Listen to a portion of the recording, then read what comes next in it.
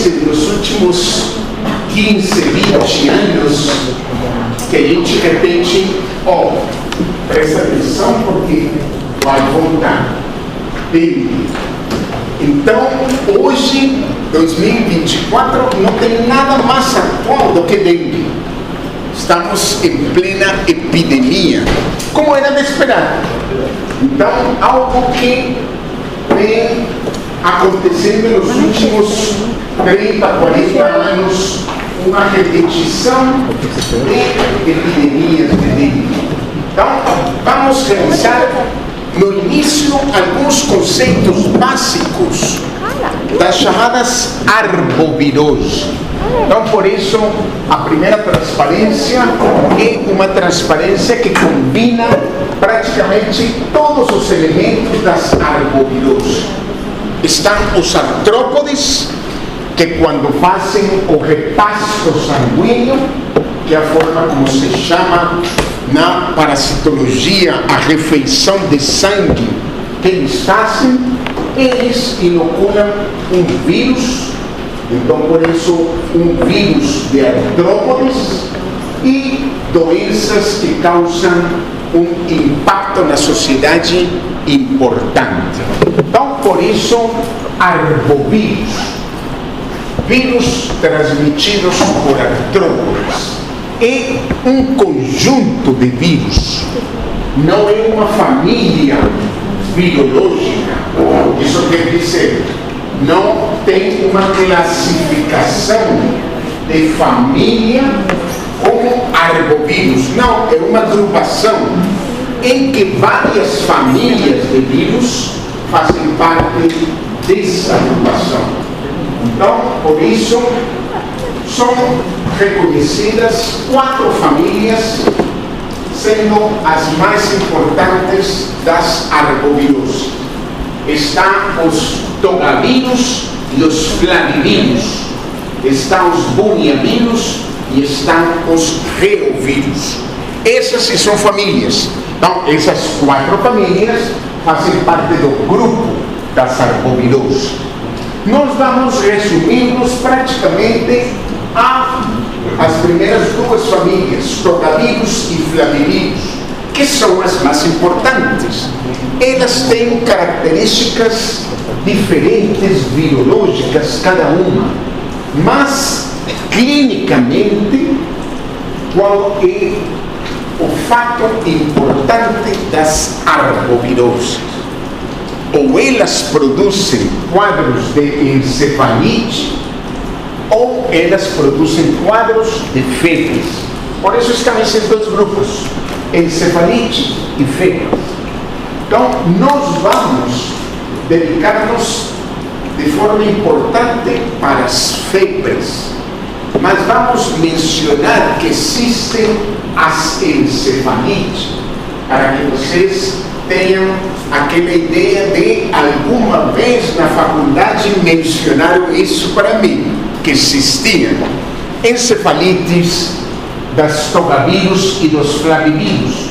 Então, aqui do leste, do oeste e a venezuelana, são quadros em que afetam o encéfalo e as funções encefálicas de forma importante. Então, por isso se chamam encefalites. Então, todas as funções superiores encefálicas podem ser afetadas.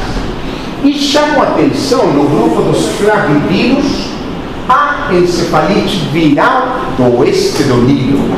Por quê? Porque era uma encefalite de outros países e agora o Brasil tem registrado casos de esta encefalite. Então, nada raro, porque como estamos sempre vivendo de novas epidemias, nada raro que no futuro a gente tenha uma epidemia de encefalite do vírus do oeste do Nilo. Então, fica registrada essa parte. E nós vamos dedicar-nos às febres. E as febres nós vamos ver em estas 2 famílias, flavivírus e togavírus. Flavivírus estão dengue, febre amarela, zika, e togavírus, chikungunya. Hoje vamos ver dengue. Nós, no início da disciplina, nas síndromes icterohemorrágicas, vimos febre amarela, então é uma outra arbovirose. E com a professora Carol revisaremos Zika e chikungunya. Então, vai ser essa visão que vamos ter das arboviroses. E podemos dizer algo que talvez já na febre amarela vocês escutaram. Existem os ciclos que mantêm o vírus na natureza. Lembrem, a semana passada que vimos sepse e a retrasada que vimos infecção hospitalar, a dinâmica das doenças infecciosas tem que ter um reservatório. Então, o reservatório é aquele que permite que aconteçam esses ciclos. Um ciclo silvestre, que se chama silvestre porque acontece exatamente em regiões silvestres em que os primatas não humanos são os principais reservatórios. Isso vale para várias arboviroses, como febre amarela. O ciclo da febre amarela é eminentemente silvestre. E tem um outro ciclo urbano, em que o reservatório somos nós mesmos, as pessoas. E aí o principal exemplo de ciclo urbano, dengue. Então, tem Zika e chikungunya que elas podem misturar um ou outro ciclo de tanto em tanto e mudar. Mas os exemplos mais claros são dengue para ciclo urbano e febre amarela para ciclo silvestre. E todas as arboviroses, em geral, causam doenças autolimitadas, em geral. Autolimitada significa que começa e vai terminar, sem necessidade de nenhum medicamento especial. Em geral, pela resposta imune do organismo, é controlada. Então, muitas vezes, na clínica, quando o paciente consulta por uma febre, que não sabe do que se trata, fazem uma série de exames de malária, de dengue, de outros, e às vezes terminam sem encontrar a causa da febre. Aí se passam 3, 4, 5 dias, desaparece o quadro febril. Então, por isso, muitas vezes são chamadas de virose. Peguei uma virose e não soube que foi, mas recuperei bem. Então, muitas das arboviroses passam de uma forma subclínica, ou seja, nada grave, não precisa às vezes de consultar, fica em casa, toma líquido, toma algum antipirético e passa o quadro. E todas as arboviroses seguem este ciclo de replicar-se inicialmente no local da picada do inseto. Lembrem, são transmitidos por um inseto, por um vetor. Aí se replica no local da picada, nas células endoteliais locais, atinge principalmente monócitos macrófagos. Se alguém perguntar para vocês quais são as células alvo principal das arboviroses, aí vocês respondem monócitos macrófagos. E tem uma resposta imune que em geral controla a infecção. Aí montamos uma resposta imune eficaz, produzindo mediadores pró-inflamatórios como os interferons, e depois de uma curta viremia, o paciente se recupera tranquilamente. Então, é o grande resumo das arboviroses.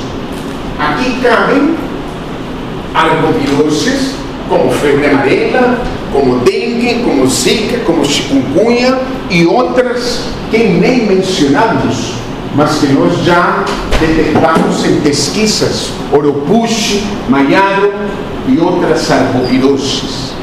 Então, começamos a estudar dengue.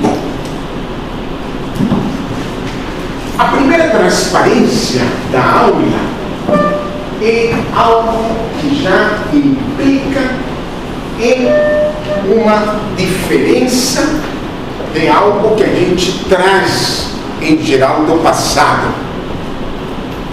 A classificação moderna, e moderna estamos falando dos últimos 10 anos,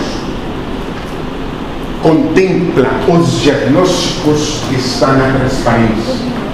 Dengue pode ser dengue só, dengue com sinais de alarme e dengue grave.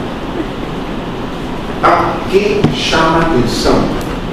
Não existe diagnóstico de dengue hemorrágico. Não existe.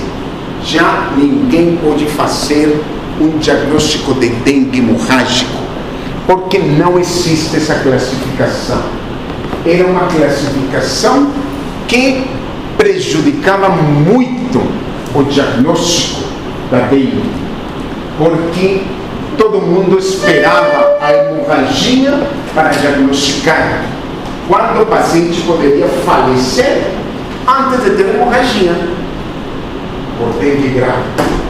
Então, não tenha dúvida que os fenômenos hemorrágicos em dengue acontecem e vão acontecer geralmente desde sinais de alarme com sinais hemorrágicos e em dengue grave, sinais hemorrágicos. A nova classificação o que quer é desmitificar esse fato de não tem sangramento, então não é dengue grave. Esse fato é fundamental para vocês já gravar. Então, são vírus, flavivírus, família Flaviviridae. Esse termo flavos vem do grego, que dá a ideia de uma cor amarela-limão, porque representante principal dos flavivírus, que é a febre amarela, tem uma icterícia flavínica. Então, por isso, esses termos fazem referência a essa coloração. E são claramente identificados 4 sorotipos. E aí estão numerados 1, 2, 3 e 4. Isso, de início, nos serve para dizer quantas vezes na vida uma pessoa pode ter dengue. Você diz 4 vezes. Pode ter dengue pelo sorotipo 1, 2, 3 ou 4. E a imunidade é sorotipo específica.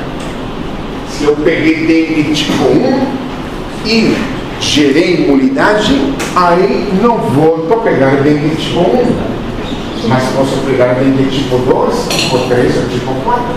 Então, é importante lembrar isso. Uma vez tive dengue, digo, ainda pode acontecer outras 3 vezes na vida de uma pessoa. Mais de 4 vezes não tem. Então, isso é importante lembrar. Os 4 sorotipos. A estrutura do vírus, não vamos entrar em grandes detalhes virológicos, mas vamos mostrar a estrutura. Por quê? Porque quando a gente esteja falando do diagnóstico, vai chegar um momento em que vamos mencionar como podemos identificar um paciente com dengue através da captura de proteínas do vírus. Captura de proteínas do vírus. Então, aí mostramos uma imagem do vírus para ver que ele tem diferentes proteínas na estrutura dele que podem ser usadas no momento do diagnóstico. As proteínas virais. e um material genético RNA, que identifica o vírus dengue, RNA. Então, esse material genético é importante também mencionar que nos testes de biologia molecular, o que a gente procura é identificar a presença do material genético do vírus. Então, vejam, testes diagnósticos, quando cheguemos no momento do diagnóstico, mencionaremos novamente. Uma doença eminentemente urbana, não foi sempre assim. 500 anos antes, 1000 anos antes, tinha outros sítios. Ela se urbanizou nos últimos 500 anos de evolução da humanidade. Então, algo importante, agora é eminentemente urbano. Dengue convive conosco dentro da cidade. Isso é bem diferente de malária. Ninguém pega malária no shopping, no centro da cidade. Mas dengue pode pegar perfeitamente. Então, é importante saber isso.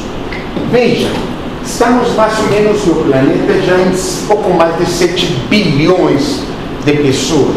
Então, entre 2,5 e 3 bilhões, e assim, quase 40% da população mundial está exposta a dengue.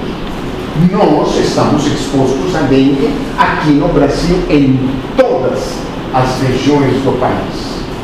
E um número de casos estimados muito variável, porque tem países que têm notificação compulsória, como o Brasil, tem outros países que não. Então, você tem uma estimativa, por isso, de 50 a 100 milhões de casos.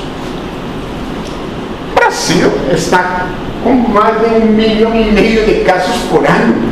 Então, imagine, 1,5 milhão, e agora vamos ver um pouco mais na frente, de casos confirmados. Isso significa que os que aconteceram muitas vezes são 5 a 10 vezes mais do que esse número. E mais ou menos 500 mil de casos de dengue grave. Então, é mais ou menos um panorama da doença, para que vocês tenham uma comparação com febre amarela. Febre amarela, pouquíssimos casos, mas uma mortalidade elevada. Dengue, muitíssimos casos, mas uma mortalidade baixa. Mas o número total de mortes termina por superar o de febre amarela, porque são muitos casos que acontecem. Então, esses são os elementos importantes. E é esse aí o principal fato que determina estas epidemias de dengue, o seu transmissor. Aedes aegypti, também pode ser Aedes albopictus. Em geral, esses Aedes, principalmente aegypti. O que podemos dizer do Aedes? É um artrópode, um vetor fabuloso, maravilhoso. Tem uma adaptabilidade preciosa, biologicamente falando. Ele faz repasto a cada 8 a 10 dias e já se torna infectante pelo resto da vida. Quanto vive um adulto? 45 dias, 1 mês e meio. E nesse mês e meio de vida causa um estrago terrível. Então, é urbano nos climas mais tropicais e subtropicais, precisa de calor e chuvas, não consegue viver em regiões frias. Então vamos ver agora no mapa da distribuição mundial como os locais que têm climas temperados, ou seja, locais com inverno, aí o Aedes não consegue sobreviver, porque no inverno que congela todo, acaba. Ele faz um barulho muito baixo, a gente não escuta ele. Quando você está escutando um mosquito, você diz, ele é um culex, ele não é um Aedes. Se você está fazendo no ouvido esse zumbido, então não é o Aedes. E, em geral, muito bem estruturado, de uma cor preta com manchas brancas. De tal forma que quando você mata um mosquito na palma da mão e você olha, facilmente identifica se é uma Aedes. Tá? Se você faz isso na sua casa, você diz assim, minha casa está infestada por Aedes. É algo para chamar a atenção. Os machos não transmitem, porque eles se alimentam de seiva. A única que precisa a refeição sanguínea é a fêmea, para fazer o amadurecimento de seus ovos. Idêntico ao felino, igual.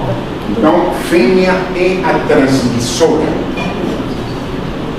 O repasto, mais ou menos, segue a mesma cronologia de malária, no começo da manhã e no final da tarde. São os horários de maior atividade, de picada, de refeição sanguínea. Então, entre 5h50 da manhã e 7h15, 7h20, atividade. Quando dá 5h45 da tarde, 17h45, começa a atividade. Até 18h30, 19h, depois já vão dormir e a descansar. São mosquitos que voam baixo.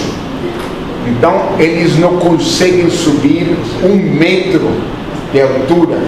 Então, são aqueles mosquitos que quando você está sentado, está no pé, incomodando, e você sentindo ele, pés, tornozelos, pernas. A fêmea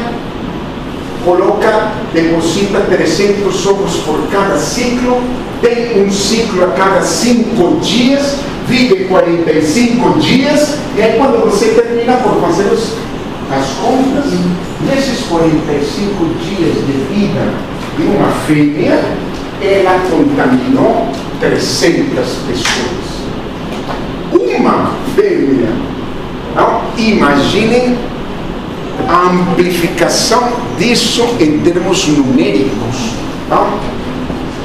O que podemos dizer é que, em geral, a adaptação do Aedes, 5 anos atrás, a gente falava que precisava de água parada limpa e pouco poluída. Hoje já temos pesquisas que identificaram larvas de Aedes em fossa séptica, escudo. E nós temos um monte. Então, digo, se adaptou já. A gente falava, nossa, era água limpa e parada. Então era água de chuva que ficava no pneu, que ficava na tampinha, que ficava no pratinho. Mas hoje é multiplicar em outros locais também. Então, tudo isso nos serve para dizer que biologicamente, a luta do homem contra o Aedes, estamos perdendo essa luta. E essa luta que nos traz todas aquelas recomendações que anualmente deveriam passar em épocas de chuva para todas as pessoas terem os cuidados contínuos e constantes, você vê que desaparece. Então, parece que todo mundo cansou. Já não mais, já sabemos que os pneus, já sabemos que os pratinhos, já sabemos que as caixas d'água, já sabemos tudo isso. Já sabemos, mas não fazemos. Então, por isso, a luta contra a infestação de Aedes no Brasil e em grande parte do mundo está perdida. Isso nos levou a um panorama em que no planeta a distribuição de dengue toma os trópicos, região intertropical, trópico de Câncer, trópico de Capricórnio. São os locais em que não existe clima temperado, não temos estações, temos uma temperatura em geral constante e contínua. Então vejam, América Latina, excluindo o Cone Sul da América Latina, que tem clima temperado, então Chile, Argentina, Patagônia, nada de dengue, mas o norte da Argentina tem dengue, com certeza. O clima de África Equatorial, também subsaariano, perfeitamente, subcontinente indiano, com todos os países que fazem parte do subcontinente e todo o sudeste asiático. Então, são os países de muitas doenças tropicais. Aí ficam sempre contidas várias doenças que a gente já estudou. E vamos ver como também estão nesses intertrópicos os países em desenvolvimento, que têm mais dificuldade em termos de controle das doenças. Historicamente, o Brasil não tinha dengue. Então, Oswaldo Cruz foi o primeiro que conseguiu a erradicação do Aedes aegypti no Rio de Janeiro, início do século XX, 1901, 1902. Então, é da história importante, erradicou a Aedes. E volta a reintroduzir-se, sobretudo, na década de 70, final de 70, começo de 80. E entra dengue, e quando falamos dengue, porque o Aedes, que não estava, entrou pelo norte do Brasil. Norte do Brasil, vem do Caribe para o Brasil. Hoje, estamos falando de um evento praticamente de 50 anos atrás. Mas se alguém tivesse nesse momento a noção do que viria a acontecer nos próximos 40 ou 50 anos, digo, sabe, talvez 1981, se se fizesse um esforço enorme para erradicar outra vez a Aedes, algo se poderia conseguir. Mas se espalhou por todo o Brasil. E aí, o panorama de dengue é este que vamos ver. Aqui trouxe várias sequências históricas, de 80 a 90 a 2010 praticamente. Que vemos? Não tínhamos quase. E começa, aumenta, aumenta, aumenta e continua. Aumenta, aumenta, aumenta. Epidemias. 2024 nos tocou o pico. Estamos em epidemia de dengue. O que fazemos? Assistimos e talvez temos boas intenções de apagar o fogo no momento. E aí depois todo o trabalho que se precisaria fazer para manter, quando estamos no vale da transmissão, digo assim, não conseguimos e volta a acontecer o pico. Então vejam, aqui esta sequência de 2000 a 2020, picos, vales, e vamos acostumando-nos a que isso é algo normal. Então, não podemos mencionar nada mais do que convivemos com isso e já nos acostumamos a isso. O Brasil tem estados que não tinha, o Rondônia está entre eles, aqui em 2022, não tinha o panorama de como os municípios estão infestados. Minas Gerais também aparece isso, mas vejam que o panorama é entre amarelo verde, amarelo e vermelho, encontrando municípios bons, municípios regulares, municípios ruins. É um mosaico que muda a cada ano. Então, trouxe o de Rondônia de 2022 que conseguimos igual que em todo o país. Municípios bons, municípios ruins, municípios... Este ano, Porto Velho está vermelho, está amarelo aqui. Próximo ano está vermelho. Depois passa para verde. Depois passa para amarelo. Depois passa para vermelho. E isso é constantemente repetido. Então, por isso, algo que não podemos mencionar mais na aula do que isso, trazendo lembranças de epidemias.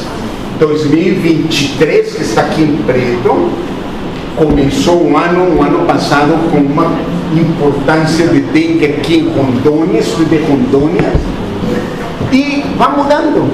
2022, muito bem. Vejam o ano de 2021, que está em verde, lá embaixo tudo. Aí você diz assim, caramba, estamos felizes, controlamos dengue. 2022 aumenta, 2023 vai para lá. Aí vem 2024, estamos um pouco melhor do que o resto do país, mas nós estamos... E vai mudando. Isso vai mudando e vamos fazendo revezamento. Isso é 2024. Quando chega a dengue, chega para valer. E chega em epidemia. E aí a notícia de todo o jornal que se montaram as estruturas para atendimento com hospital de campanha, que atende muitas pessoas, que as pessoas estão chegando desfalecidas, que são milhares de pessoas procurando atendimento. Dengue. E o que temos que mostrar isso para vocês. 2 dias atrás, ontem, talvez, 29 de abril, ultrapassamos o histórico de mortes por dengue. Então, cada vez essa parte impacta mais. E estes primeiros meses deste ano, terríveis para o Brasil. Então, veja, em 2023 o pico aconteceu lá para abril, maio, junho. Aqui está acontecendo em janeiro, fevereiro. Então, vai mudando de acordo a várias características, sobretudo climatológicas. Então, fechamos essa parte de epidemiologia com uma sensação que eu sempre tenho de tristeza, digo, sabe, vai voltar a acontecer. E daqui a uns anos vamos voltar a montar hospitais de campanha para atender todo mundo, e vamos nessas. A fisiopatologia de dengue é muito bem conhecida e muito bem estudada. E se vocês entendem a fisiopatologia, já entendem toda a doença, entendem o tratamento, entendem o diagnóstico e entendem a clínica. E sabendo da fisiopatologia, vocês vão ter essa sensação de, quando precisarem da minha função como clínico geral, que precisam que eu faça como médico num caso de dengue. Então, tudo começa no momento do repasto sanguíneo. Aí está a fêmea de Aedes aegypti fazendo repasto sanguíneo. Inocula saliva para que a probóscide não coagule o sangue, e nessa saliva vão partículas virais que são depositadas no seu epitélio. Está o vírus onde acontece a primeira multiplicação. Lembre bem, células endoteliais do local da picada. A partir dessa primeira multiplicação local, acontece a viremia. Então, vírus no sangue para todo o organismo. Então, aí está o vírus entrando na probóscide, fazendo repasto sanguíneo, o Aedes, e aconteceu a viremia. Essa viremia, ora, distribuição linfática, e vemos aqui à esquerda, todo um sistema linfático, ora, distribuição sanguínea, e aqui vemos à direita, toda a distribuição sanguínea. Então, você faz viremia, vírus para todo o organismo. E tem dois órgãos principais, tanto alvo quanto também resposta imune. Aí está, baço, perfeitamente identificado aqui, e fígado, perfeitamente identificado aqui. Baço, lembrem bem, único órgão linfóide interposto na circulação sanguínea. Tudo que circula pelo sangue passa pelo baço. E o baço é órgão linfóide primário, onde se monta a resposta imune dos micro-organismos que circulam no baço, principalmente. Então o baço cresce. Lembrem de malária, esplenomegalia, como resposta. Como malária é uma doença que costuma produzir vários quadros, esse baço pode crescer depois de 15, 20 vezes que pegou malária. Aqui é curto tempo, então o baço não consegue crescer de forma importante, mas é o local de montagem da resposta imune. E o fígado, impacto, porque também circula o vírus e passa pelo fígado. É muito comum, e prestem bem atenção nisso, que o paciente, quando consulta por dengue e traz os exames bioquímicos e hematológicos, o médico diz para ele: nossa, além de dengue, você também está com hepatite. Claro, dengue produz inflamação do fígado. Não quer dizer que está com outra hepatite, não quer dizer que tem uma hepatite e dengue, não. É a inflamação hepática pelo vírus dengue simultâneo. Impacta o fígado. Então, isso é importante. Lembram bem que falamos bem no início da aula, qual a célula mais importante infectada pelo vírus dengue? Monócito macrófago. Aqui está, é monócito macrófago.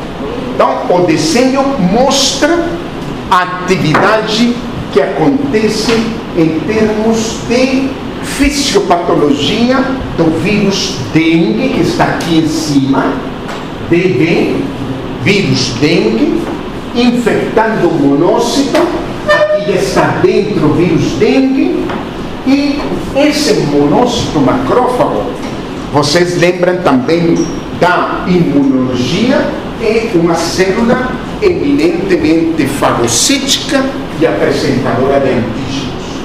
E aí vem apresentando antígenos em contexto MHC de tipo 1 para linfócito T CD8.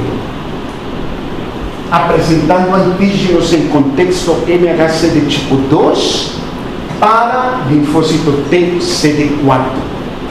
E aí se monta a resposta imune. O linfócito T CD8 se ativa perfeitamente, é um linfócito citotóxico, não esqueçam isso, citotoxicidade, ou seja, lisa células, e o linfócito T CD4 é o linfócito helper, o facilitador, o ajudador, e o regente da orquestra da imunidade.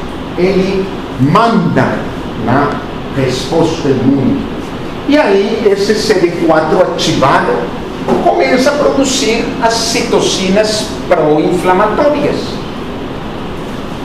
Interleucina 2, interleucina 6, interferon gama, fator de necrose tumoral, outras citocinas. E aí, essas citocinas já são um estímulo para que mais monócitos cheguem nos locais. Se está essa resposta imune montando-se no vaso, então chega no vaso mais monócitos macrófagos, e aí esses monócitos e macrófagos infectados, ativados, multiplicam muito mais a produção de mediadores pró-inflamatórios. Então, imagine toda uma amplificação. Vai amplificando-se conforme passam as horas, os dias da doença. E estas citocinas pró-inflamatórias, aqui está interferon gama, interleucina 2, outras, interleucina 1, fator de necrose tumoral, fator ativador de plaquetas, o PAF. Todas essas citocinas, elas incidem, agora vamos ver, dentro do endotélio vascular. E o encarregado, a célula encarregada, inicialmente de controlar os monócitos macrófagos infectados, é o linfócito TCD8, que vai produzir lice desses. Mas tudo leva um tempo. Lembrem, montar uma resposta imune não é de um momento para outro, leva tempo. E essas citocinas pró-inflamatórias, todas incidindo no endotélio vascular de todo nosso organismo, vão determinar o que é conhecido como a síndrome de gotejamento capilar. Síndrome de gotejamento capilar. Todo paciente com dengue goteja, vamos dizer assim. Tudo. Temos gotejamento capilar. O que significa gotejar? Lembra? Algo mais ou menos semelhante do que falamos em sepse, um quadro inflamatório que produz aumento da permeabilidade e aumento da saída de líquidos do intra para extravascular. Isso é gotejamento. Esse resumo é geral para todos, graves e não graves. Dengue com sinais de alarme, dengue grave, todos têm a base da dengue, é essa. Aquele que consulta tem isso, aquele que não consulta e fica em casa tem isso, todos têm isso. Que vamos ver de diferença entre os três grupos: dengue com sinais de alarme, dengue grave. O tamanho do gotejamento é o que muda. Toda a diferença é quanto goteja em cada indivíduo. Então, desde a década de 70, está 73 aqui, teve uma teoria que começou a ser estudada como uma teoria que nos poderia explicar por que alguns casos de dengue evoluem mais grave do que outros. Então, é a teoria da resposta imune exacerbada, além do normal. E aí mostra exatamente isso. E agora vamos ver e repetir esses elementos. Infecção primária e infecção secundária são, em geral, diferentes em termos de evolução de dengue. Então, a resposta imune exacerbada tem uma base fisiopatológica bem interessante, que é aquela de como nós controlamos dengue. Resposta de linfócitos TCD8, perfeito, já vimos essa parte, celular, e a resposta anticórpica, celular, humoral, produzida por células B que se transformam em plasmócitos e sintetizam anticorpos. Então, se alguém perguntar como é a resposta imune contra a dengue, vocês dizem celular e humoral. Celular por linfócitos TSD8, humoral por anticorpos solúveis anti-dengue. Então, esses anticorpos são os encarregados, e vejam bem como este desenho, que não quis mudar, traduzir para o português porque estragava a figura, mostra como os anticorpos prendem o vírus,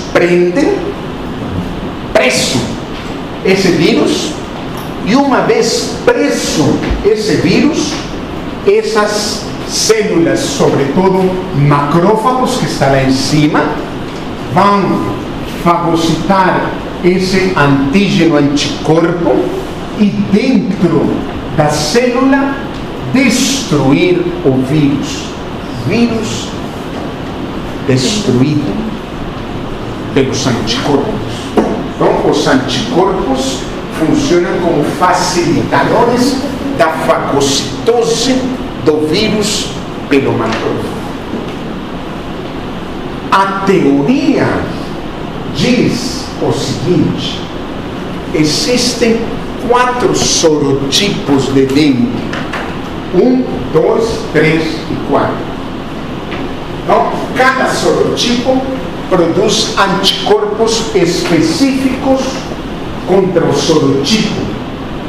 Então, os anticorpos contra o sorotipo 1 são específicos para o sorotipo 1 e assim por diante. Então, esta imagem segunda é de anticorpos contra outro sorotipo que estão presentes no paciente em infecção. Então, estes são chamados de anticorpos heterotípicos. Agora vamos ver numa transparência.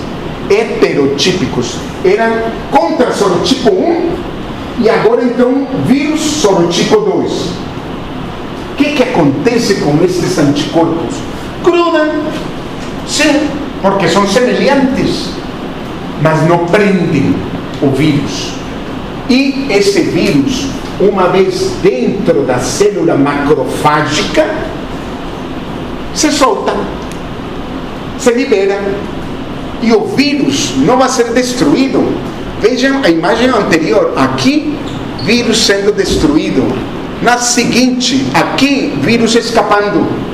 O vírus escapa para o citoplasma do macrófago e lá dentro se multiplica à vontade esse vírus.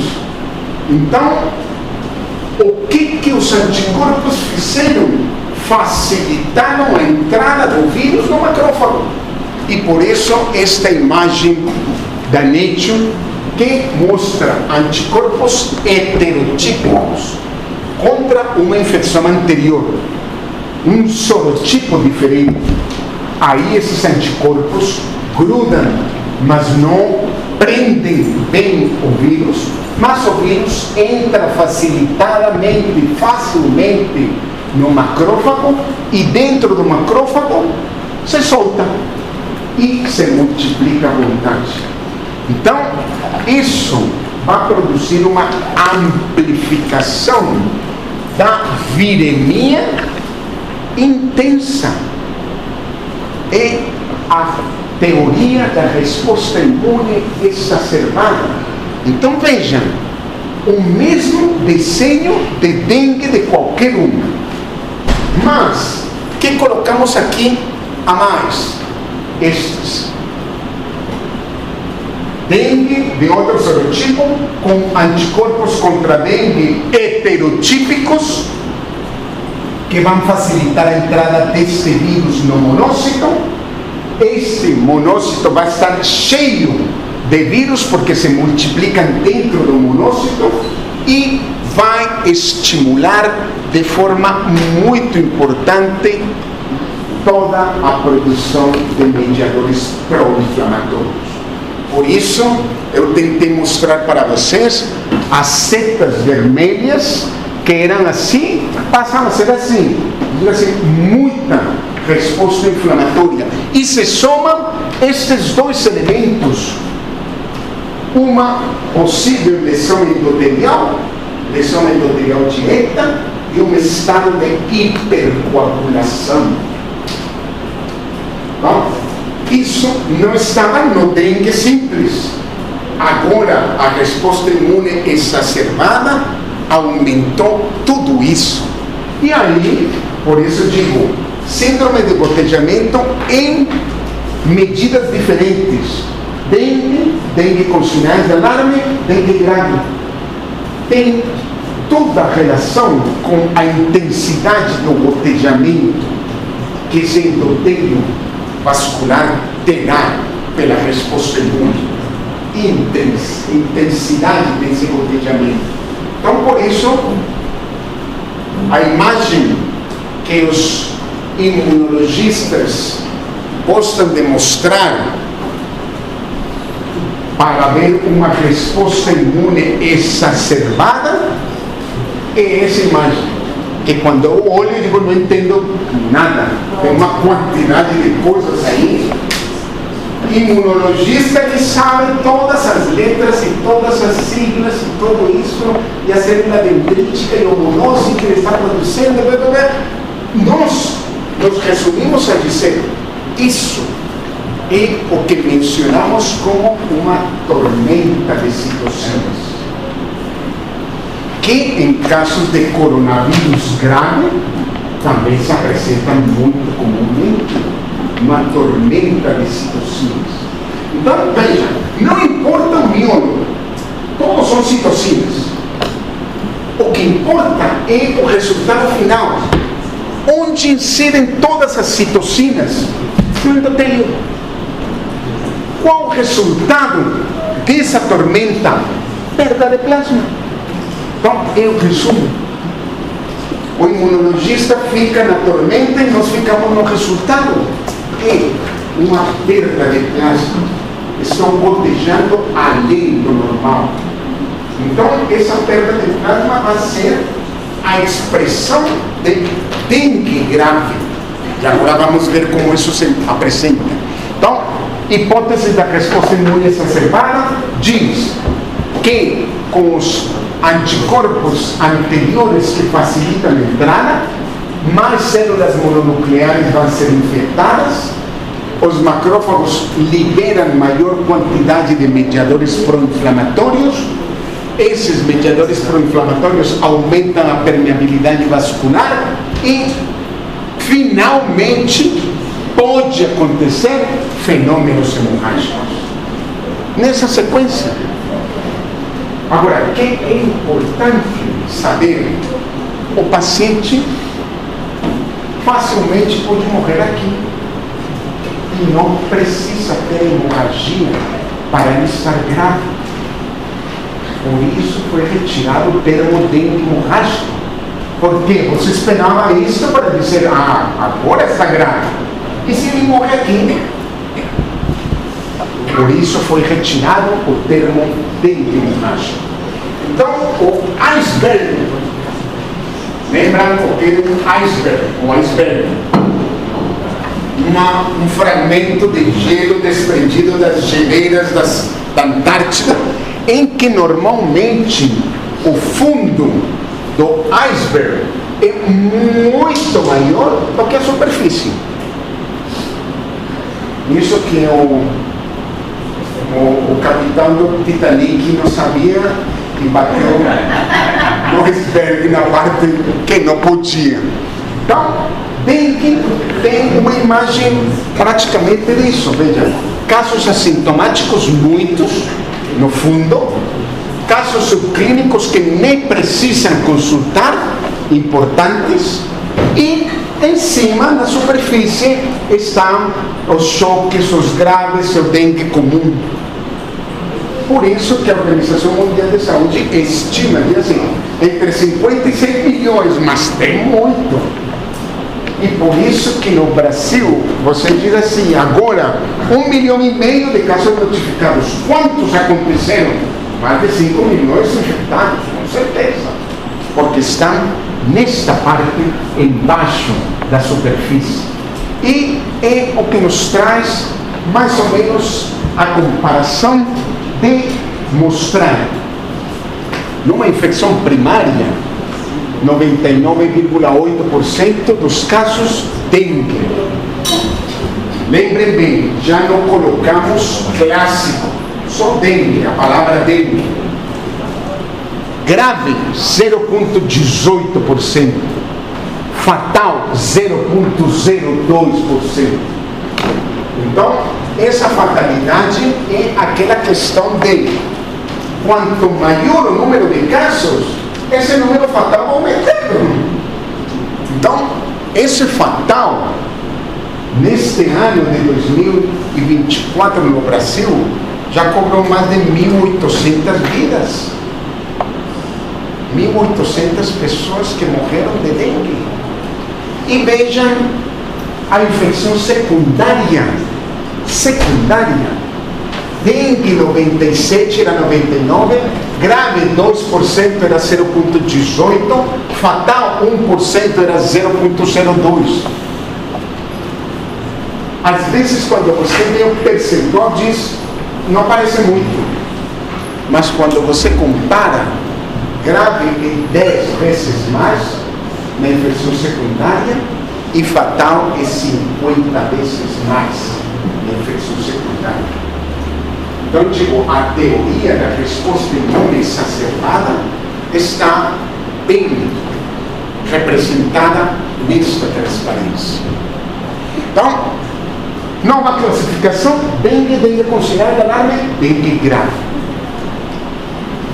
Se vocês já se formam da faculdade com isto claro, e na próxima epidemia de dengue que forem chamados a participar e souberem como classificar os casos, já é fabuloso.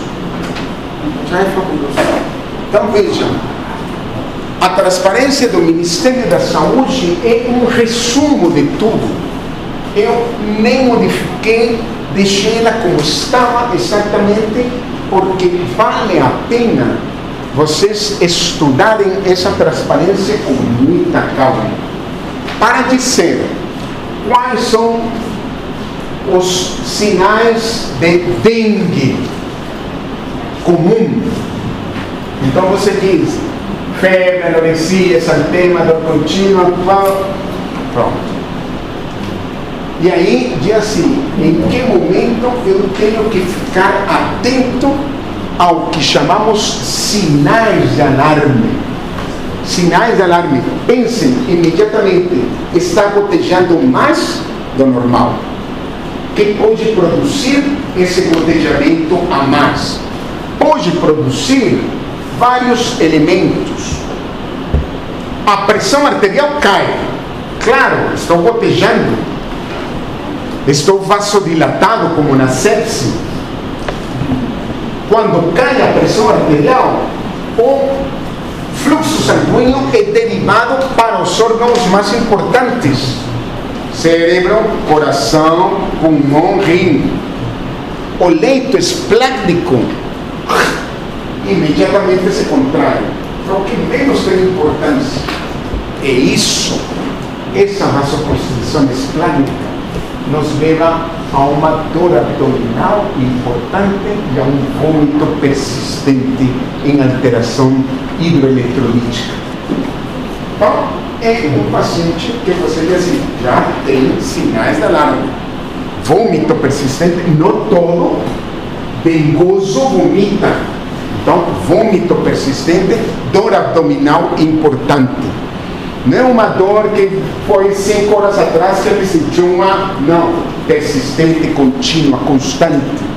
E vem sinais de acúmulo de fluidos, onde na barriga pode aumentar o líquido acítico, pulmão pode aumentar o líquido pleural, ele começa a ter dificuldade respiratória por acúmulo de líquidos, pode ter sangramento, sobretudo em mucosas, leve, ligeiro, nada importante, não chega vomitando sangue, e aquilo que vimos também em sepse, estado de consciência. Lembrem que está no quicksilver, consciência alterada, confusão, letargia, apatia. Então, o paciente já tem sinais de alarme. Aí eu examino ele, tem o fígado crescido, aí pedi um hemograma e tem hematócrito concentrado, plaquetas baixas. Digo, vai para a internação já. Vai para a observação e vai daqui para a internação, se piora. Se o paciente já chega grave, como que ele chega? Chocado. Por isso está no topo. Choque. Chocou. Que choque? Pressão arterial que não satisfaz para manter uma pessoa viva. Então ele está nessa cena de campanha, sentado esperando, e de pronto, desfaleceu e caiu. Então, chocou. Esse choque, acúmulo de fluidos muito respiratório, sangramento, agora um sangramento importante, aí pode ter sim melena, hematêmese, não é só gingivorragia, não é só epistaxe, pode ter um sangramento. E quando você vê os exames laboratoriais, aí impacto no fígado importante e todos os órgãos afetados. Pense nos 6 elementos que vimos em sepse. Vale também para dengue grave, respiratório, renal, cardíaco, sistema nervoso central, etc. Coagulação. Então, são os elementos que nos vão levar a determinar que classificação o paciente tem. Então, imaginem uma tenda de campanha. Vocês chamados a triar pacientes. Você está detrás da sua escrivaninha, a auxiliar está fazendo pressão, sinais vitais em todos os pacientes e se vai acumulando eles. E tem 150 pacientes para ser atendidos. E você tem que ser rápido, mas eficaz. Não pode deixar passar nada. E este gráfico é muito interessante para visualmente ver dengue como um caso de praticamente 7 dias, uma semana. É mais ou menos dengue uma semana. Febre amarela, 2 semanas. Leptospirose, 2 semanas. Dengue, uma semana. E você vê primeiros 2 dias, primeiro, segundo dia, febre elevada. Depois, 4º, 5º dia, a febre já pode ter desaparecido.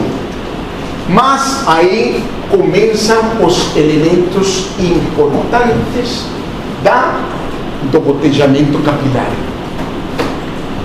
Se alguém perguntar para vocês que dia é chave na evolução da dengue, você diz 4º dia.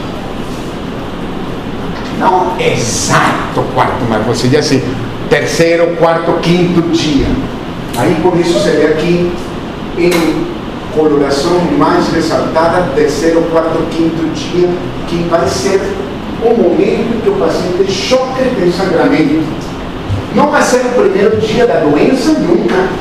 E dificilmente vai ser no 8º dia da doença, não. Aconteceu aqui, no meio, porque a resposta imune exacerbada que está acontecendo nesse momento. Antes, a resposta imune não se montou. Depois já aconteceu o controle da infecção. E ele vai morrer aqui, no 4º dia. Em geral, é aquilo que você diz assim, estão atendendo o paciente, ele vem consultar comigo no primeiro dia da febre, porque já vem consultar. No primeiro dia da febre, não encontro sinal de alarme em ninguém, praticamente, a não ser que tenha uma comorbidade importante, cardiopata, nefropata e outros. Mas no primeiro ou no segundo dia, ninguém está grave. Vai estar grave no 4º, no 5º dia. Então, se eu atendi o paciente no primeiro dia, já explico e deixo claramente anotado na história clínica do paciente, que o paciente foi informado dos sinais de alarme que vão levar ele a retornar à consulta. Se eu tenho isso escrito no meu prontuário, e o paciente faleceu em casa, assim, eu orientei que se eles tivessem isso, voltasse, porque a todo momento vocês estão vendo nos jornais, nos noticiários e tudo, foi consultado e ninguém prestou atenção e ele morreu. E aí vão em cima do médico e dizem assim: o que você fez? Por que você não prestou atenção? Então, deixar tudo muito claramente registrado. Então, febre alta abrupta é o início da dengue. Estou com febre faz 5 dias. Digo, uma febrinha assim, não. Então, geralmente, por isso, os dias de dengue você pode contar. O paciente lembra perfeitamente quando começou. Não é assim, está com 15 dias sentindo mal, não.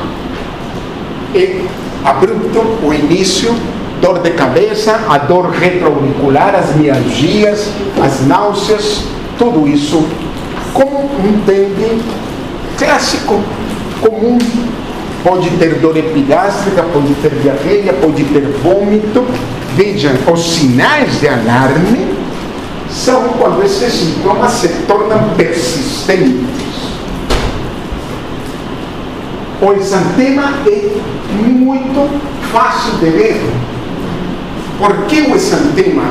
Lembram todas as citocinas incidindo no endotélio vascular, fazendo vasodilatação, tudo isso vai produzir visualmente um exantema muito classicamente vasomotor, que chama, e com uma fragilidade capilar que chama muito importante. Por quê? Porque todo o endotélio está ativado. E essa fragilidade capilar leva que, se o paciente está com exantema e pode descamar e produzir prurido, e ele coça, ele vai sangrar onde ele coçou. Vai aparecer petequias ou pequenas equimoses. Não é sangramento grave, é fragilidade capilar, que todo paciente com dengue tem. O exantema vasomotor, tipicamente visualizado aqui, vasomotor, não é sangramento embaixo da pele. Vejam, em dobras costumam acontecer essas petequias, ou pode ter hemorragia subungueal em flamas, que chama, também são hemorragias muito pequenas. Nada disso dá um sinal de gravidade absolutamente. Então, exantemas de diferentes tipos. Aqui o governo nos colocou vários tipos diferentes de exantema. Não tem exantema, pode ser dengue. Tem exantema, me reforça um pouco mais. Então, elementos para ponderar.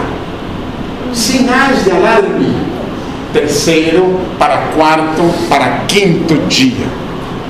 Então, todos os sinais de dengue, febre, tudo isso, com dor abdominal, vômitos persistentes. Voltamos a colocar aqui, enfatizando. Sinais hemorrágicos variáveis, em geral, menores. Quais são sinais hemorrágicos menores? Epistaxe, sangramento nasal, gengivorragia, o paciente escovou os dentes e sangrou, passou fio dental e sangrou, fazem limpo das gengivas, variáveis. Mas esse coçou e ficou com as petequias na pele, letargia, irritabilidade e trombocitopenia. Trombocitopenia, importantíssimo. Plaquetas se ativam.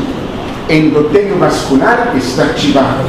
O fator ativador de plaquetas faz com que as plaquetas aderem no endotélio vascular. Toda a cascata da coagulação se ativou. Então, protrombina passa para a trombina, fibrinogênio passa para a fibrina, e a fibrina e as plaquetas começam a formar coágulos em microcirculação.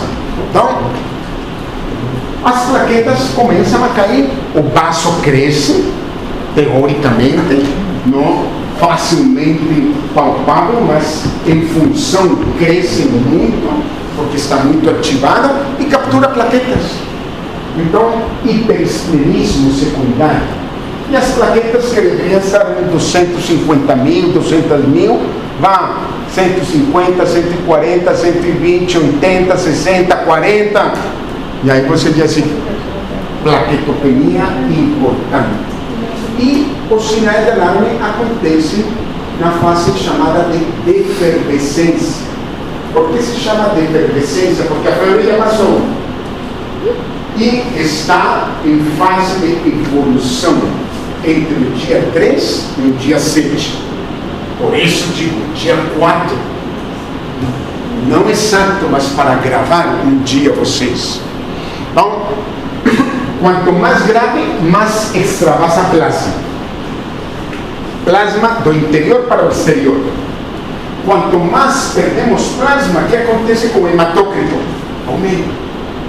Em concentração. Então, o paciente, no dia 2, estava com hematócrito de 36. No dia 4, está com 48 de hematócrito. Então, você diz assim, de 36 para 48 em 2 dias. O que aconteceu? Perdeu plasma e se concentrou. Vem os derrames cavitários, abdômen, ascite, o derrame pleural, derrame pericárdico e o extravasamento e a permeabilidade vascular aumentou tanto que proteínas do tamanho da albumina que pouco deixam o vaso pode ter tanto perda de albumina quanto de colesterol pelo extravasamento.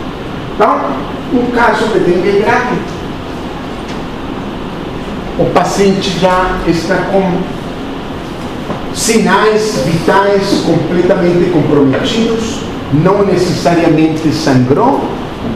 Olha esse raio-x deitado, mostrando um nível de líquido com um derrame pleural importante. Esse pulmão praticamente não está expandindo, só está respirando com o outro, então a oxigenação também baixa, e aí vai complicando cada vez mais. Fenômenos hemorrágicos cutâneos, facilmente em locais de venopunção, são facilmente visualizados, e o paciente termina por falecer, em geral, choque hipovolêmico. É a causa renal da morte que você coloca quando preenche um atestado de óbito de dengue. Causa principal, dengue grave, choque hipovolêmico, parada cardiorrespiratória no final. Complicações de dengue. Já é complicação, em alguns casos podem produzir quadros diferentes, não é o mais comum a complicação, mas o fígado, o coração, a púrpura e o pâncreas podem ter compromisso pós-dengue. Então o paciente pode ter problemas hepáticos, de cardiopatias, púrpuras. E chamo a atenção para o último elemento: manifestações neurológicas. Todos os arbovírus podem produzir manifestações neurológicas pós quadro agudo de arbovirose. Zika, importantíssimo. Chikungunya, muito fácil produzir. Dengue também. Qual é o quadro neurológico? Essa é uma boa pergunta para uma prova,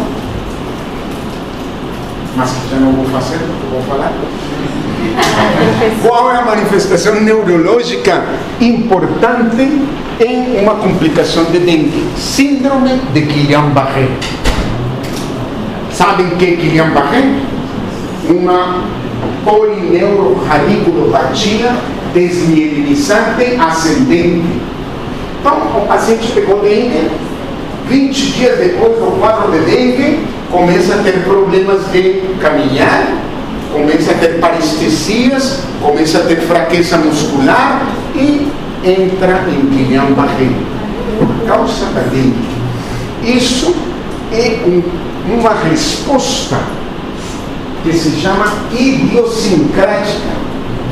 É um indivíduo que o estímulo imunológico da dengue levou a produzir um quadro autoimune, como Guillain-Barré, em que ele começa a desmielinizar todos os nervos mielinizados. E aí vem todo o problema do síndrome de Guillain-Barré. Então, diagnóstico laboratorial. Dias de doença. Vejam, nós colocamos uma semana de doença para dengue, praticamente. Então, antigamente estou falando de 15 anos atrás, o único que tínhamos para diagnosticar confirmatório de dengue eram as sorologias, os anticorpos. Qual dos dois anticorpos? IgM, obviamente. Então, aqui está, ELISA e IgM. Por que IgG me pode determinar uma infecção passada? Não. O paciente chegava no primeiro, no segundo dia a consultar com a gente. E a gente falava para ele, volte no 7º dia para coletar o exame de dengue, porque é o momento em que eu posso detectar IgM no paciente. Aí, essa chateação era assim, vai esperar que eu morra para diagnosticar? Na verdade, e isso se explicava sempre claramente para o paciente, independe da confirmação, eu vou tratar o paciente. Eu não vou deixar de fazer nada porque não tem a confirmação de dengue. Estamos numa epidemia de dengue, o paciente parece com dengue, o paciente relata sintomas de dengue, eu avalio e tem sinais de dengue, eu fiz prova do laço, fiz hemograma, parece dengue, não confirmou porque não tem o laboratório. Tanto faz, vou tratar como dengue e pronto. Então, essa parte do diagnóstico de anticorpos era tardia, mas veio a possibilidade de desenvolver testes de captura de antígenos. Aqui está, ELISA de captura de antígenos. Qual antígeno se captura? NS1. NS1 significa non-structural número 1. Então, uma proteína não estrutural do vírus que se pode detectar no teste daquele de bastão, teste rápido. Fura o dedo, coloca a gotinha, em 5 minutos você sabe se tem captura de antígenos positiva. Captura de antígenos que pode ser desde o primeiro dia. Então, hoje isso mudou bastante o diagnóstico. Mas, quer dizer, não melhorou a mortalidade. Se eu diagnostico mais rápido, não quer dizer que estou tratando melhor os pacientes. Isso é uma visão que se tem atualmente. Isolamento viral você pode fazer, precisa de um laboratório de referência. Nós na Fiocruz temos um laboratório de virologia que isolamos e classificamos dengue 1, dengue 2, dengue 3, dengue... Mas isso não se faz para todo mundo. Eu faço num paciente ou em 2 pacientes em dias diferentes e já digo qual vírus que está circulando nessa epidemia é dengue 2. Ou é dengue 2 e 4, porque isso é os dois, né? Mas isso serve para epidemiologia molecular. Então, isolamento viral não é rotina.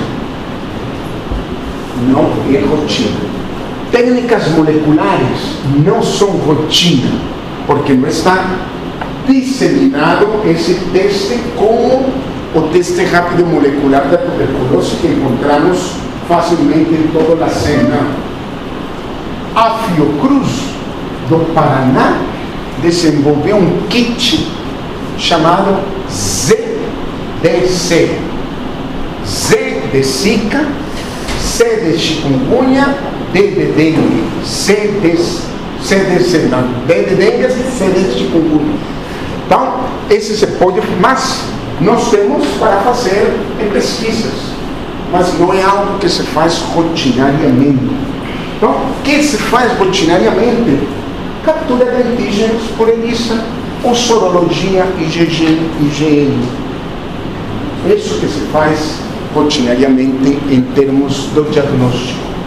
Agora, todo paciente com dengue merece e é praticamente obrigatório um hemograma. Meu Deus, não vão deixar ele ir sem hemograma, não vão deixar ele ir sem pressão arterial e sem fazer um teste, uma prova do laço. Já fizeram alguma vez prova do laço? Não. Esfigo manômetro, pressão sistólica, pressão diastólica. Aí você faz o cálculo da pressão arterial média. Aí insufla um manguito nessa pressão. Em geral, 70, 80, às vezes dá 65, 70. 5 minutos, deixa aí, o paciente já começa a queixar-se. Está doendo, doutor. Aí tira o manguito e olha na área o número de petequias que o paciente desenvolveu através da prova do laço. Prova do laço positiva ou prova do laço negativa. Tirei o manguito, não tem nada, laço negativo. Tirei o manguito, tem petequias, fragilidade capilar. Prova do laço não é um elemento de sinal de alarme, mas me diz que o paciente está com fragilidade capilar. E presta atenção nesse paciente. Então, todo paciente, anamnese, exame físico, todo, a pressão arterial é fundamental, frequência cardíaca, frequência respiratória, fala um hemograma completo, então aí tem o hematócrito e as plaquetas. Se puder, você faz bioquímica completa para ver fígado e rim, ajuda muito. E a confirmação etiológica, captura de antígeno NS1. Não tenho, mas não vou deixar de diagnosticar. Então, dependendo do dia do paciente, IgM, tenho facilidade, e estou no meio de uma pesquisa, como muitas vezes nós fazemos, faço isolamento e biologia molecular do vírus.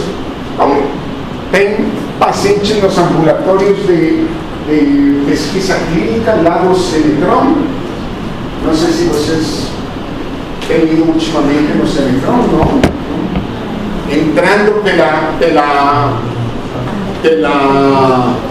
pelo lanche, aí tem 4 containers verdes, foi a única forma que conseguimos de aumentar nosso espaço vital, container, e aí você tem ambulatórios e você tem toda a parte de... Então, às vezes, estamos em pesquisa hoje, vacina de dengue encerramos, mas temos dengue em outros termos que agora vamos mostrar, e aí o paciente às vezes sai com diagnóstico molecular, de sorologia, CDC, tudo completo.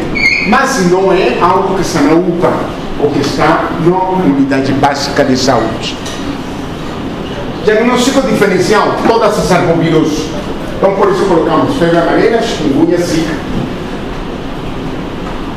Não dengue, e aí vem um recorderis, algo para lembrar: o dengue não é uma doença ictérica, não é. Pode produzir icterícia se compromete o fígado de forma importante, mas não é comum um paciente com dengue desenvolver icterícia. Então, as doenças enterohemorrágicas são facilmente diferenciadas. Então, leptospirose pode produzir icterícia, malária também, mas tem todas as outras doenças febris agudas que entram no diagnóstico diferencial. E vejam qual está no último: sepse. Porque tem tudo de sepse, um quadro de dengue já na fase mais avançada. Tratamento antiviral ainda não existe. Estamos testando um medicamento que a indústria farmacêutica está tentando introduzir para tratamento, mas é difícil. Por quê? Porque veja que tudo é muito rápido. Os antivirais, em geral, não são de início imediato sua ação. Ele demora, às vezes, 3 ou 4 dias para ter a eficácia do antiviral.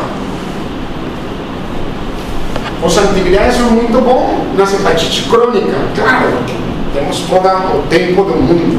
Em HIV, temos todo o tempo do mundo. Dengue, temos 7 dias. O paciente se consulta no primeiro dia e começa a tomar medicamento no primeiro dia, pode ser que faça diferença no antiviral. Mas ele já vem no terceiro dia, já não faz diferença nenhuma. Então, por isso, o medicamento antiviral, embora se esteja pesquisando, não é assim a enorme esperança.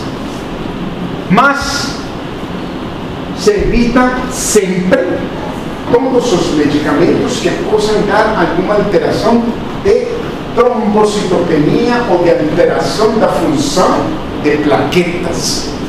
Por isso, os salicilatos, que são inibidores da agregação plaquetária, estão contraindicados em dengue.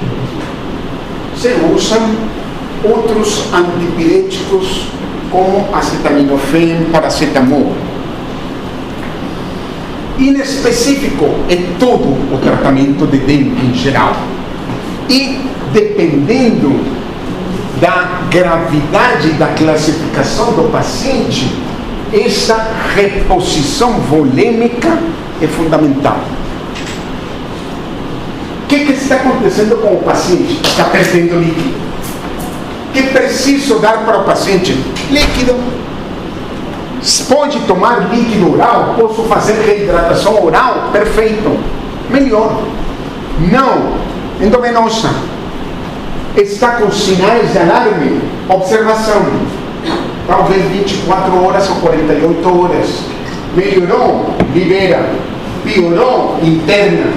Se interna, vá para o UTI em geral.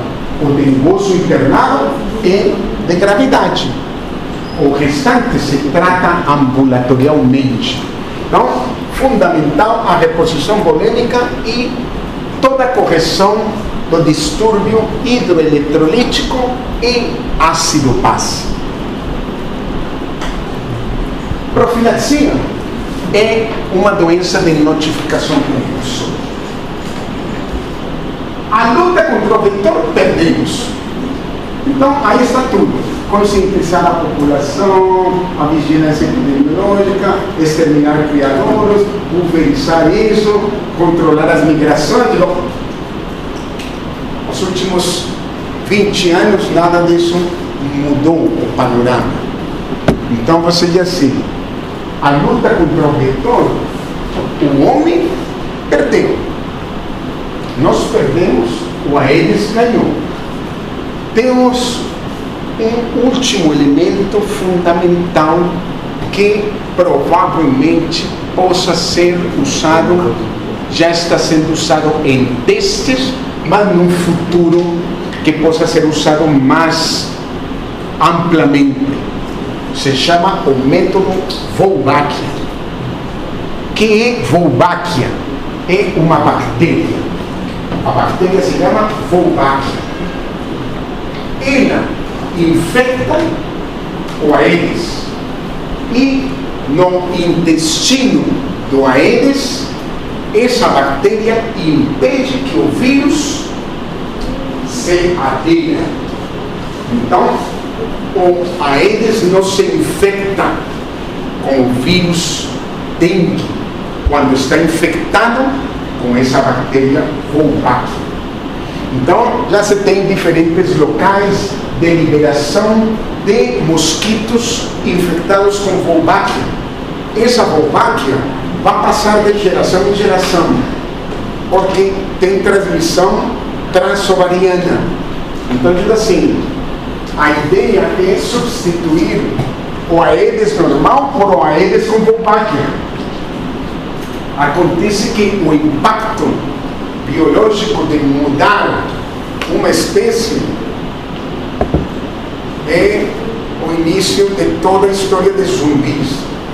Alguém estava mexendo com isso e agora criaram uma coisa que, então, se sabe às vezes pouco do impacto a longo prazo. Então, por isso está um método alternativo para escutar e para prestar atenção. Mas vem as vacinas. 3 vacinas que temos praticamente já quase disponíveis.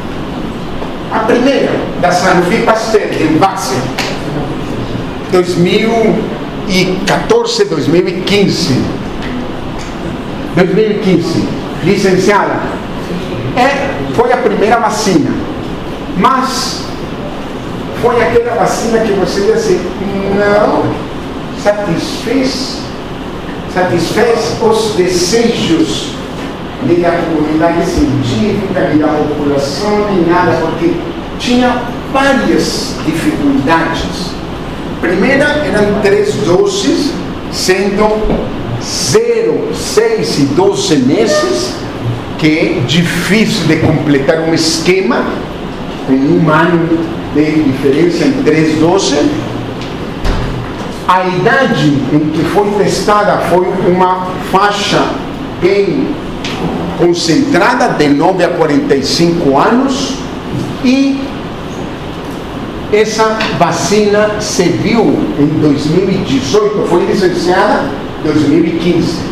Em 2018, 3 anos depois, a Organização Mundial da Saúde já recomendou que esta vacina seja usada unicamente em indivíduos com sorologia já positiva, porque os soronegativos tinham um risco aumentado de se desenvolver dengue grave.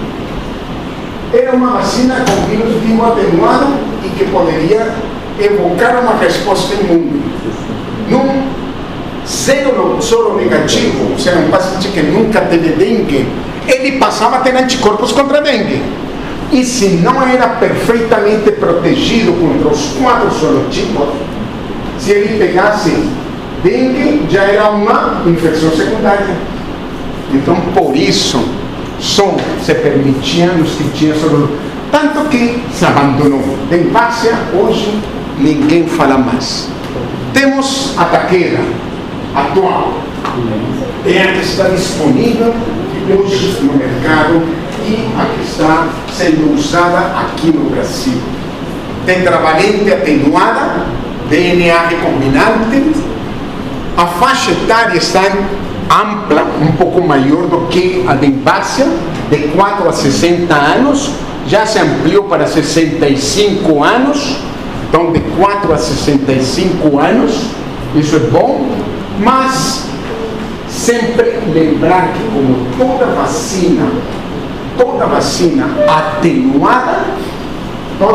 atenuada está contraindicada em pacientes com imunodeficiências, em pessoas que vivem com HIV/AIDS que não estejam em tratamento, em gestantes, em mulheres lactantes. Não pode ser usada uma vacina atenuada em imunodeficientes, nunca. Se usa por via subcutânea, 2 doses com 3 meses de intervalo, uma eficácia que chega a 80% para evitar dengue e até 90% para evitar dengue grave. Então, é a vacina que temos. Nesta epidemia não vai fazer nenhuma diferença essa vacina, nada, nenhum impacto na epidemia atual. Pode ser que em próximas epidemias isso possa mudar. Aqui estão as 3 vacinas que mencionei para você. Aqui está a Sanofi Pasteur, aqui está a Takeda e aqui está a nossa. A nossa chamo com muito respeito porque é do Instituto Nacional dos Estados Unidos, de Saúde dos Estados Unidos, NIH, junto com Butantan. Então, tem participação do Brasil. É a vacina que nós testamos nos últimos 4 anos aqui em Rondônia. Mais de 1.500 pacientes já foram vacinados com a vacina do Butantan aqui. É um estudo duplo cego, então não sabemos ainda o resultado final.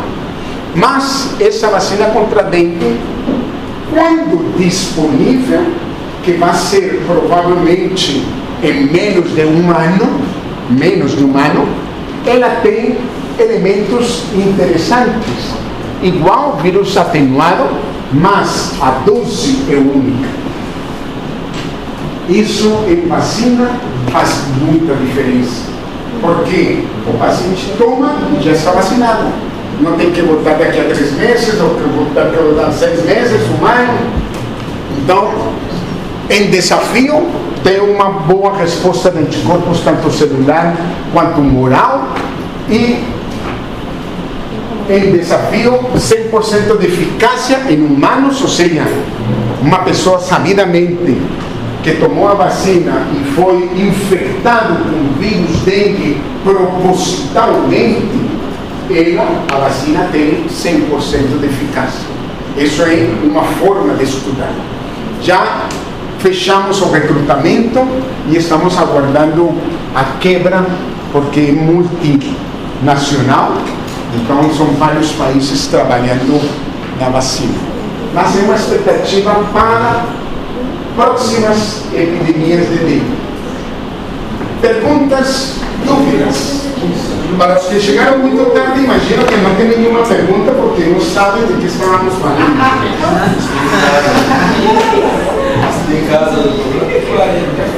Perguntas, dúvidas? O Baker.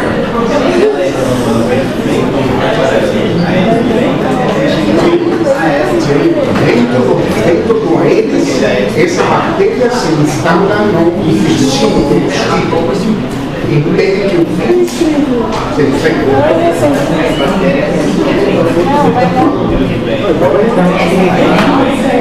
Isso. Pergunta.